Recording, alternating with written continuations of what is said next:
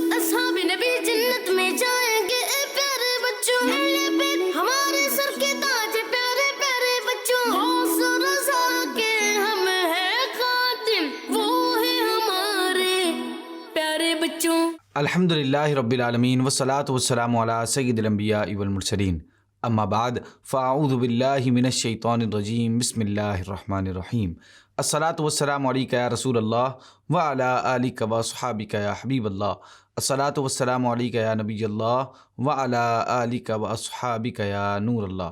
प्यारे प्यारे बच्चों और मदनी चैनल के नाज़रीन, प्रोग्राम अवर हीरोज़ में आपको वेलकम, खुश आमदीद कहते हैं। आइए अपने प्रोग्राम का आगाज़ करते हैं दुरूद पाक की बड़ी ही एक प्यारी फजीलत से कि नबी पाक सल्लल्लाहु ताला अलैहि वसल्लम ने फरमाया कि जिसने मुझ पे एक मरतबा दुरूद पाक पढ़ा, अल्लाह पाक उस पर 10 रहमतें नाजिल फरमाता है, उसके 10 गुनाह मिटा देता है और उसके 10 दर्जात बुलंद कर देता है।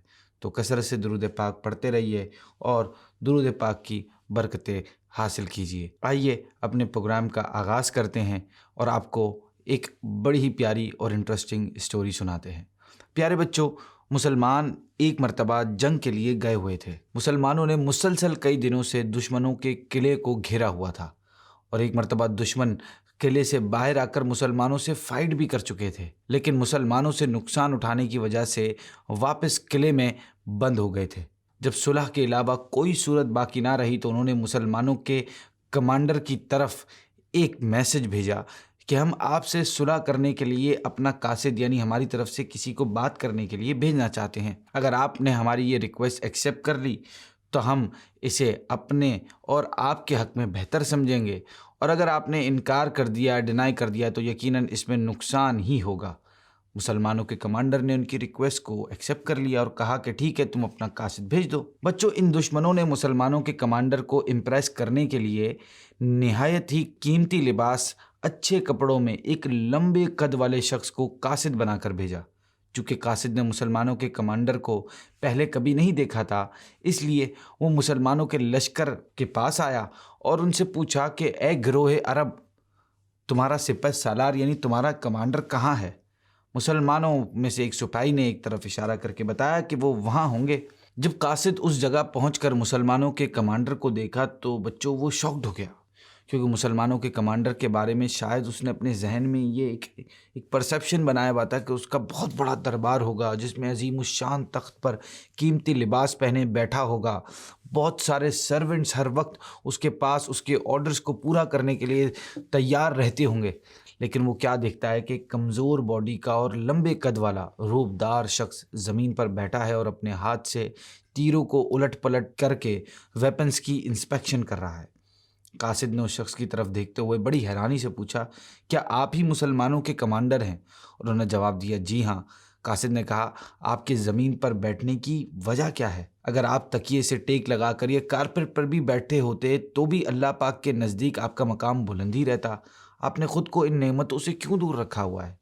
कासिद की इस बात पर मुसलमानों के कमांडर ने बहुत ही प्यारा आंसर दिया। उन्होंने कहा कि जब अल्लाह पाक हक़ बयान करने से हया नहीं फरमाता तो मैं आपसे क्यों शर्माऊँ? बात दरअसल ये है कि मेरी ज़रूरत का सामान ज़्यादा से ज़्यादा तलवार, घोड़ा और दीगर चंद हथियार हैं। अगर उनके अलावा मुझे कभी किसी चीज़ की नीड होती है तो मैं अपने भाई मास से बोरो कर लेता हूँ। अगर मास को कोई नीड होती है तो वो मुझसे उधार लेकर अपनी ज़रूरत पूरी कर लेते हैं। यूँ हमारा दिल इन लग्जरीज़ की जानिब माहिल ही नहीं होता जिनकी तुम बात कर रहे हो।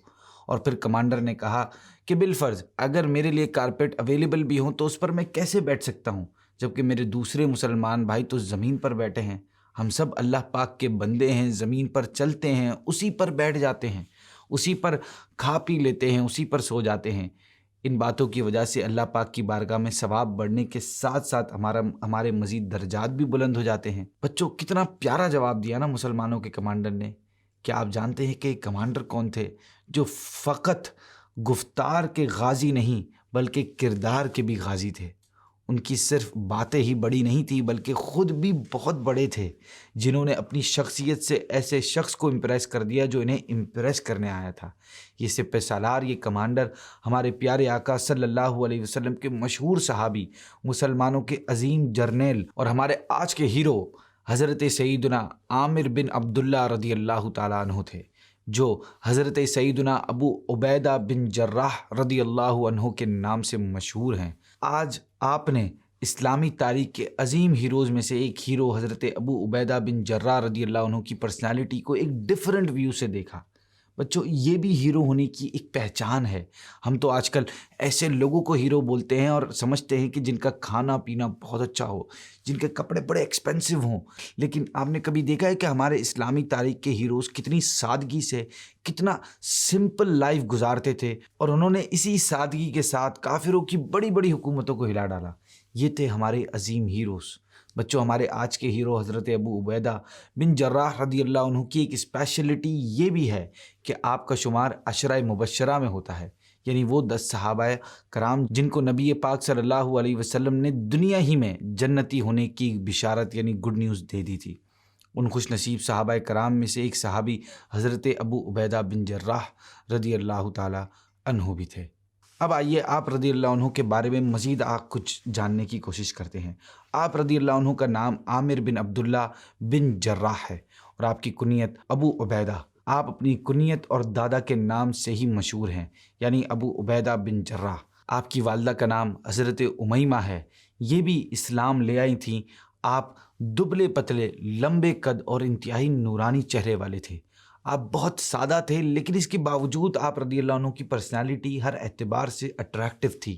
آپ بہت ڈاؤن ٹو ارتھ، انٹیلیجنٹ، عاجزی و انکساری کرنے والے، گھل مل جانے والے اور عبادت گزار ہونے میں اپنی مثال آپ تھے، یونیک تھے۔ آپ رضی اللہ عنہ کا شمار جنگی معاملات کے ایکسپرٹس میں ہوتا ہے۔ آپ رضی اللہ عنہ ہماری ہسٹری کے کتنے عظیم ہیرو ہیں، اس کا اندازہ اس بات سے لگائیے کہ آپ ہی کی لیڈرشپ میں مسلمانوں نے اس وقت کی سب سے بڑی پاورفل سلطنت یعنی روم سے ٹکر لی اور شاندار کامیابی حاصل کی۔ آپ رضی اللہ عنہ بھی ان صحابہ کرام علیہم الرضوان میں سے ہیں جنہوں نے امیر المؤمنین حضرت سیدنا ابو بکر صدیق کے ہاتھ پر اسلام قبول فرمایا۔ آپ رضی اللہ عنہ کو ذوالحجرتین ہونے کی سعادت بھی حاصل ہے، یعنی 2 بار ہجرت کرنے والے۔ یہاں پر میں آپ کو یہ بھی بتاتا چلوں کہ کل 3 ہجرتیں ہیں، 2 مکے سے حبشہ کی طرف اور ایک مکے سے مدینے کی طرف۔ حضرت ابو عبیدہ بن جراح رضی اللہ عنہ وہ خوش نصیب صحابی ہیں جنہوں نے 2 ہجرتوں کی سعادت حاصل کی، ایک مکہ سے حبشہ کی طرف کی جانے والی، دوسری ہجرت میں شریک ہوئے اور پھر مدینے کی طرف ہجرت کی سعادت حاصل کی۔ آپ رضی اللہ عنہ وہ خوش نصیب صحابی ہیں جنہوں نے غزوہ بدر میں شرکت کے ساتھ ساتھ سرکار صلی اللہ علیہ وسلم کے ساتھ تمام غزوات میں شرکت کی سعادت حاصل ہوئی۔ آپ رضی اللہ عنہ کو بیعت رضوان میں شرکت کی سعادت بھی حاصل ہے۔ بچوں، بیعت رضوان کے حوالے سے میں آپ کو بتاتا چلوں کہ بیعت رضوان کیا ہے۔ 6 ہجری میں جب حدیبیہ کے مقام پر یہ غلط افواہ مشہور ہو گئی تھی کہ کفار نے حضرت عثمان غنی رضی اللہ عنہ کو شہید کر دیا ہے، تو 1400 صحابہ کرام علیہم الرضوان نے پیارے آقا صلی اللہ علیہ وسلم کے ہاتھ مبارک پر کفار مکہ کے خلاف مر مٹنے کے لیے بیعت کی تھی، اور اس بیعت کو ہسٹری میں بیعت رضوان کے نام سے جانا جاتا ہے۔ بچوں، اس بیعت کی خاص بات یہ تھی کہ قرآن پاک میں اس بیعت میں شریک ہونے والے تمام صحابہ کرام علیہم الرضوان کو اللہ پاک کے ان سے راضی ہونے کی خوشخبری سنائی گئی ہے۔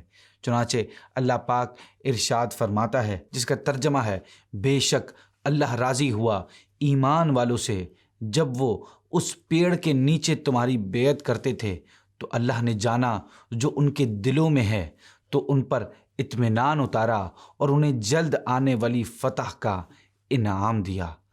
یہ اعزاز حضرت ابو عبیدہ بن جراح رضی اللہ عنہ کو بھی حاصل ہے۔ ہمارے پیارے آقا صلی اللہ علیہ وسلم کی نگاہ میں حضرت ابو عبیدہ بن جراح کا مقام بہت بلند و بالا تھا۔ آپ رضی اللہ عنہ کو بارگاہ رسالت صلی اللہ علیہ وسلم سے امین الامت کا لقب عطا ہوا۔ امین کا مطلب ہوتا ہے امانت دار۔ نبی پاک صلی اللہ علیہ وسلم نے فرمایا، ہر امت میں ایک امین ہوتا ہے، اور اس امت کے امین ابو عبیدہ بن جراح ہیں۔ ایک واقعہ اسلامک بکس میں کچھ اس طرح بھی ملتا ہے کہ ایک مرتبہ اہل نجران آپ صلی اللہ علیہ وسلم کے پاس حاضر ہوئے اور عرض کیا، یا رسول اللہ صلی اللہ علیہ وسلم، ہمارے پاس ایک ایسا آدمی بھیج دیجئے جو امین یعنی امانت دار ہو۔ آپ صلی اللہ علیہ وسلم نے ارشاد فرمایا، میں تمہارے پاس ایک ایسا امین بھیجوں گا جو ویسا ہی امین ہے جیسا اسے ہونا چاہیے۔ تو لوگوں نے دیکھا کہ نبی پاک صلی اللہ علیہ وسلم نے ان کے پاس حضرت ابو عبیدہ بن جراح رضی اللہ عنہ کو بھیجا۔ نبی پاک صلی اللہ علیہ وسلم نے ایک مرتبہ آپ رضی اللہ عنہ کے اچھے اخلاق کی بھی تعریف فرمائے۔ نبی پاک صلی اللہ علیہ وسلم آپ رضی اللہ عنہ کو بہت پسند فرماتے اور آپ سے محبت فرماتے تھے۔ ام المؤمنین حضرت عائشہ صدیقہ طیبہ طاہرہ رضی اللہ عنہا سے پوچھا گیا کہ سرکار صلی اللہ علیہ وسلم کے نزدیک سب سے زیادہ محبوب کون تھا؟ ارشاد فرمایا ابو بکر، پھر عمر، پھر اس کے بعد ابو عبیدہ بن جراح رضی اللہ عنہ۔ حضرت ابو عبیدہ بن جراح رضی اللہ عنہ کو نبی کریم صلی اللہ علیہ وسلم سے بہت محبت تھی۔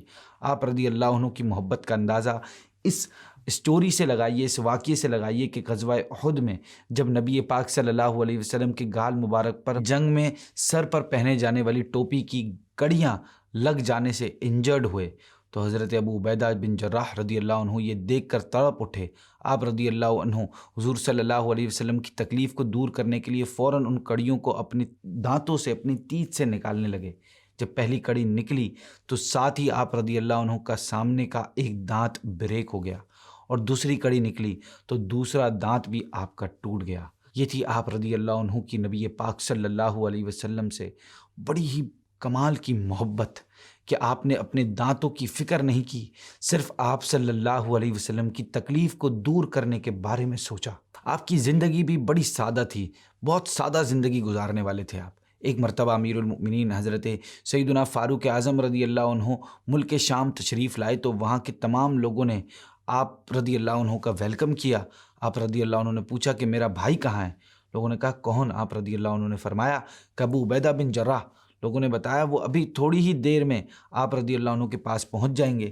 پھر جب حضرت ابو عبیدہ رضی اللہ عنہ امیر المؤمنین حضرت سیدنا فاروق اعظم رضی اللہ عنہ کے پاس حاضر ہوئے تو آپ رضی اللہ عنہ سواری سے اترے اور سلام کیا، خیریت وغیرہ معلوم کی اور ان کے گھر تشریف لے گئے۔ بچوں آپ لوگوں کو پتہ ہے کہ حضرت سیدنا عمر فاروق رضی اللہ عنہ نے ان کے گھر میں کیا دیکھا؟ آپ رضی اللہ عنہ کے گھر میں صرف اور صرف 3 چیزیں، تلوار، تیروں کو رکھنے کا بیگ اور سواری کے اوپر باندھنے والا کجاوا دیکھا۔ یہ تھا آپ رضی اللہ عنہ کی سادگی کا عالم۔ صحابہ کرام کی نگاہ میں حضرت ابو عبیدہ بن جراح کا مقام بہت بلند تھا۔ نبی پاک صلی اللہ علیہ وسلم کی ظاہری وفات کے بعد مختلف صحابہ کرام نے مسلمانوں کے خلیفہ کے حوالے سے مشورے دیے تھے کہ آپ صلی اللہ علیہ وسلم کے بعد کس صحابی کو خلیفہ بنایا جائے۔ پھر تمام صحابہ نے مل کر حضرت ابو بکر صدیق رضی اللہ عنہ کو خلیفہ چنا تھا، لیکن آپ کو پتہ ہے کہ خود حضرت ابو بکر صدیق نے کس صحابی کا مشورہ دیا تھا؟ حضرت ابو بکر صدیق نے لوگوں سے ارشاد فرمایا یہ 2 افراد میرے پسندیدہ ہیں، یعنی حضرت عمر فاروق اور حضرت ابو عبیدہ بن جراح۔ ان دونوں میں سے جس کی چاہے بیعت کر لو۔ یہ وہ مقام و مرتبہ تھا مسلمانوں کے پہلے خلیفہ حضرت ابو بکر صدیق کے نزدیک ہمارے آج کے ہیرو حضرت ابو عبیدہ بن جراح رضی اللہ عنہ کا۔ اسی طرح حضرت عمر فاروق رضی اللہ عنہ آپ کو کتنا پسند فرماتے تھے، اس کا اندازہ ان کی اس خواہش سے کیجئے کہ ایک بار آپ اپنے دوستوں کے ساتھ بیٹھے ہوئے تھے۔ آپ رضی اللہ عنہ نے لوگوں سے پوچھا کہ آپ لوگوں کی دلی تمنا کیا ہے؟ کسی نے کہا میری یہ تمنا ہے کہ کاش میرے پاس سونے سے بھرا ہوا ایک کمرہ ہوتا اور میں وہ سارا راہ خدا میں لٹا دیتا۔ کسی نے کہا کاش میرے پاس ہیرے جواہرات سے بھرا ہوا کمرہ ہوتا اور میں اسے راہ خدا میں خرچ کر دیتا۔ پھر امیر المؤمنین حضرت سیدنا عمر فاروق رضی اللہ عنہ نے ارشاد فرمایا کہ کاش میرے پاس ابو عبیدہ جیسے مردوں سے بھرا ہوا ایک کمرہ ہوتا۔ اندازہ لگائیے اس شخص کی اہمیت کا جس کی خواہش آدھی دنیا پر حکومت کرنے والے امیر المؤمنین خلیفہ ثانی عمر فاروق رضی اللہ تعالی عنہ کرتے ہیں۔ آپ رضی اللہ عنہ 18 ہجری میں طاعون کی بیماری میں مبتلا ہو گئے اور اسی بیماری کے سبب شام کے شہر اردن میں آپ کا انتقال ہوا۔ اس وقت آپ رضی اللہ عنہ کی عمر 58 سال تھی۔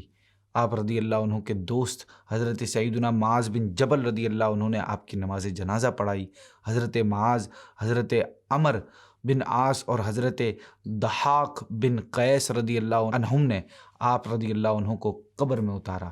تو یہ حضرت ابو عبیدہ رضی اللہ تعالی عنہ تھے جو عشرۂ مبشرہ میں بھی شامل ہیں، جنہیں حضور صلی اللہ علیہ وسلم نے امین الامت کا لقب عطا فرمایا، اور پھر جنہیں حضرت ابو بکر خلافت کا اہل سمجھتے ہوں اور حضرت عمر فاروق بھی ان کی قدر کرتے، اور یہ خواہش کرتے کہ میرے پاس ان جیسے اور بھی لوگ ہوں، اور پھر ان کی جنگی کارناموں کی بھی ایک مکمل فہرست ہے کہ آپ نے کس طرح لشکر اسلام کی قیادت فرمائی، کیونکہ حضرت عمر فاروق کے دور میں آپ ملک شام کے گورنر بھی رہے تھے اور مختلف جنگوں میں آپ کو اللہ کی مدد سے فتح نصیب ہوئی۔ اللہ پاک آپ کے مزار پر کروڑا کروڑ رحمتوں کا نزول فرمائے۔ اسی کے ساتھ ہمارے پروگرام کا اختتام ہوتا ہے۔ آپ سے ملاقات ہوگی اگلے ایپیسوڈ میں۔ اپنا بہت خیال رکھیے گا۔ اگر آپ یہ پروگرام ہمارا یوٹیوب چینل پر دیکھ رہے ہیں تو ہمارے چینل کو بھی سبسکرائب کر دیں۔ کمنٹ سیکشن میں ہمیں اپنا فیڈ بیک بھی دے سکتے ہیں۔ جزاک اللہ خیرہ۔ السلام علیکم ورحمۃ اللہ وبرکاتہ۔ سب اصحاب نبی جنت میں جائیں گے اے پیارے بچوں، اہل بیت ہمارے سر کے تاج، پیارے پیارے بچوں، غوث و رضا کے ہم ہیں خادم، وہ ہے ہمارے پیارے بچوں۔ بچوں کا مدنی چینل